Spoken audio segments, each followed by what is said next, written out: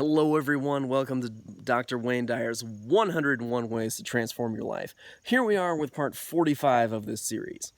So principle 45, he is talking about how we can not only, like last time we were talking about curbing your need to be right, but this one really flows from that in seeing the acts of kindnesses that other people do us. So other people really do us a lot of good, okay? A lot of people do really good things for us. We're all good and decent people, as he says here.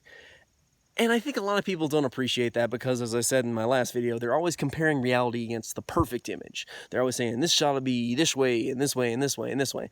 And they keep betting on a really unlikely outcome. They keep saying, oh, it should come up this 1 in 100 chance every single time. So they're losing 99 out of 100 times. They're feeling bad like 99 out of 100 times.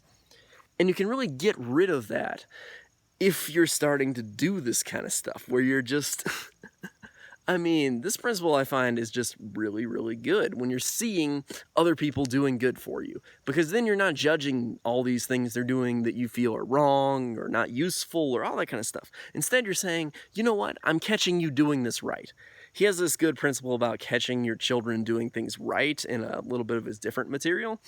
But it's really good here. I mean, when you catch people doing things right, you can really see and appreciate the things that, they do. You can really see all the good in the world. You don't see all this non-perfect yada, yada, yada, yada, yada.